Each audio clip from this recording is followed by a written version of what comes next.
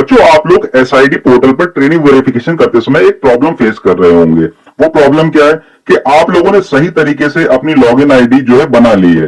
अब login ID कैसे बनाई है? जो आपको लिंक प्राप्त हुआ है उसी लिंक पे क्लिक करके वही मोबाइल नंबर डाल के जो है आपने लॉगिन आईडी क्रिएट कर ली। आपने लिंक के माध्यम से ही जो है आधार के द्वारा ई-केवाईसी भी कर ली। ई-केवाईसी 100% भी हो गई, मगर उसके बाद भी जो है आपका पीआरएन नंबर यानी कि परमानेंट रजिस्ट्रेशन नंबर जनरेट नहीं हुआ।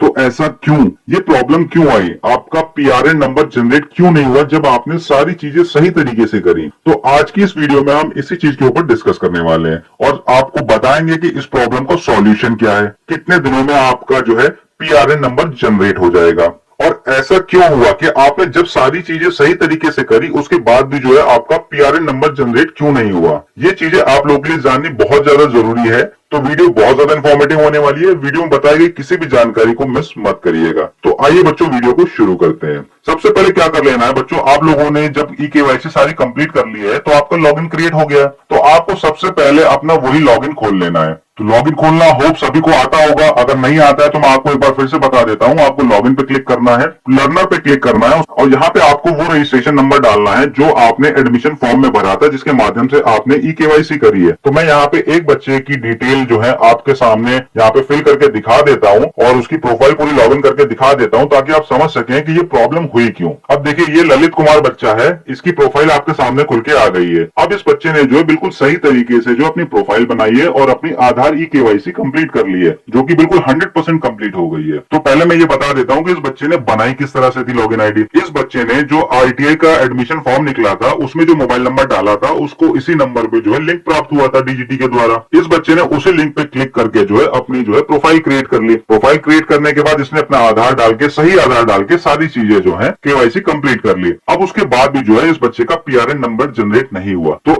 जितने भी बच्चों को ऐसी समस्या हो रही है वो अपनी प्रोफाइल को लॉगिन कर लें और लॉगिन करके, और जब वो अपनी प्रोफाइल को स्क्रॉल करते हुए नीचे आएंगे तो उनको देखिए आईटीआई एप्लीकेशन का जो है एक ऑप्शन दिखेगा। आईटीआई एप्लीकेशन का ऑप्शन देखिए आपको दो जगह दिख रहा होगा, पहला यहाँ पे और देखिए दूसरा जो है यहाँ पे। तो आप चाहें तो यहाँ पे क्लिक कर सकते हैं। जैसे आप यहाँ क्लिक करेंगे तो आपको नीचे वाले ऑप्शन पे रिडायरेक्ट कर देगा। अब देखिए यहाँ पे आईटीआई एप्लीकेशन वाले सेक्शन में जो है आपको देखिए आपकी ट्रेड आ रही है कि आपने किस ट्रेड में एडमिशन लिया है, किस आईटीआई में एडमिशन लिया है और आपने कब एडमिशन लिया है। और उसी के बराबर में देखिए आपका पीआरएन नंबर, और पीआरएन नंबर के नीचे लिखा आ रहा है इन प्रोग्रेस। तो ऐसा क्यों?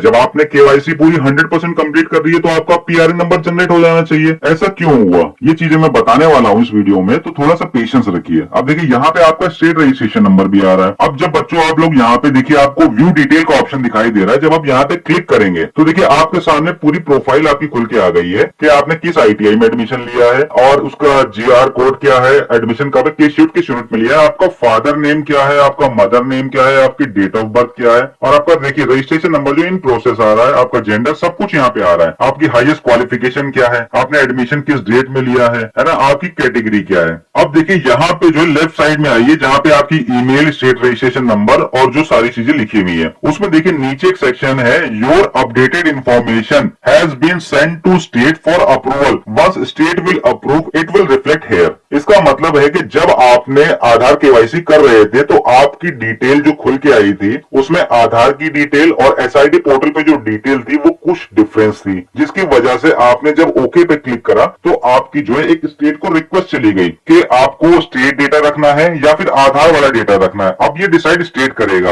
अब हमें ये कैसे पता चला कि इसके साथ यही प्रोसेस था? तो हमने इस बच्चे का स्टेट रजिस्ट्रेशन नंबर लेके स्टेट से रिक्वेस्ट करी कि सर आप एक बार चेक कर लीजिए कि इस बच्चे की डिटेल आपके पास क्यों आई है, क्योंकि इस बच्चे की जो डिटेल जो एसआईडी पोर्टल पे वो भी सेम है, आधार कार्ड में भी सेम है, उसके बाद भी रिक्वेस्ट आपके पास आई है। तो हमने जब उनको स्टेट रजिस्ट्रेशन नंबर दिया तो उन्होंने सर्च किया, देखिए उस बच्चे के सामने जो है अपडेट का ऑप्शन आ रहा है। तो जब उन्होंने अपडेट पे क्लिक करा तो देखिए कुछ इस तरह की स्क्रीन जो है आप लोग के सामने आई। अब देखिए लेफ्ट हैंड साइड पे आपको एसआईडी पोर्टल की डिटेल दिख रही है और राइट हैंड साइड पे आपको आधार के अंदर जो डिटेल है वो दिख रही है। अब देखिए नेम में ललित कुमार बिल्कुल सेम है, डेट ऑफ बर्थ में देखिए एसआईडी पोर्टल पे भी सेम है और आधार कार्ड में भी सेम है, जेंडर भी आधार कार्ड में सेम है और एसआईडी पोर्टल पे भी सेम है, फादर नेम भी जो एसआईडी पोर्टल पे सेम है और आधार कार्ड में भी सेम है, तो फिर ये रिक्वेस्ट क्यों आई? ये रिक्वेस्ट तो आनी ही नहीं चाहिए थी। तो अब देखिए यहीं पे बारीकी से देखिएगा, यही सबसे बड़ी गलती आप लोग कर रहे हैं कि आप लोग पैनिक हो रहे हैं। आप लोग को पैनिक बिल्कुल नहीं होना है। देखिए जब आप लोगों ने अपना रजिस्ट्रेशन फॉर्म भरा था तो आप लोगों ने अपने नेम और सरनेम का फर्स्ट अल्फाबेट जो है कैपिटल किया था, जैसा कि आधार कार्ड में था, और डेट ऑफ बर्थ भी सेम करी थी, जेंडर भी सेम किया था। लेकिन जब आपने फादर नेम एंटर करा था तो आपको अपने फादर के नेम और सरनेम का पहला अक्षर कैपिटल रखना था। लेकिन आपने जब एडमिशन फॉर्म भरा तो उस समय पे आपने सारा डेटा यानी कि अपने फादर का नेम और सरनेम दोनों ही कैप्स लॉक में जो है फिल किया, और आधार कार्ड में जो है सिर्फ और सिर्फ पहला अक्षर नेम और सरनेम का कैपिटल था। इसी वजह से जो है एसआईडी पोर्टल ने ये डिस्क्राइब करा कि ये दोनों जो है अलग अलग डिटेल है फादर नेम की, और इसीलिए उसने स्टेट को रिक्वेस्ट भेज दी। अब इस कंडीशन में क्या होगा? इस कंडीशन में स्टेट क्या करेगा? नीचे देखिए आपको चेकबॉक्स का ऑप्शन दिख रहा होगा और उसमें लिखा हुआ है कि I confirm that all changes have been reviewed and approve. I also confirm that new trainee details are not a replacement of the trainee. मतलब उनका यह है कि हम किसी ट्रेनी की पूरी डिटेल को चेंज नहीं कर रहे हैं, ये वही ट्रेनी है जिसने एडमिशन लिया था। तो उसके नीचे दो ऑप्शन इनेबल हो गए, कीप स्टेट डेटा, कीप आधार डेटा। अब कीप स्टेट डेटा और कीप आधार डेटा का मतलब क्या है? सपोज कुछ बच्चों का स्टेट का डेटा और आधार कार्ड का डेटा डिफरेंट है, तो उस कंडीशन में स्टेट क्या करेगा? कीप स्टेट डेटा रखेगा, क्योंकि हमारे पास जिस बच्चे ने एडमिशन लिया हम उसी का रिकॉर्ड जो वहां पे फिल करेंगे। आधार कार्ड में हो सकता है कि उसने यहाँ पे आधार कार्ड किसी और बच्चे का दे दिया हो, जिसकी वजह से आधार कार्ड में सारी डिटेल चेंज हो रही हो। तो ये निर्णय जो है स्टेट को लेना है, तो ये कॉल स्टेट का है, इसलिए स्टेट के ऊपर छोड़ देते हैं। अब इस बच्चे के केस में क्या होगा कि वो कीप आधार डेटा भी रख सकते हैं, कीप स्टेट डेटा भी रख सकते हैं, क्योंकि दोनों ही डेटा सेम है, कोई भी चेंजेस नहीं है, बस स्पेलिंग का डिफरेंस है, एक कैप्स लॉक में है और एक जो है स्मॉल में है। तो इसीलिए आपको पैनिक होने की जरूरत नहीं है।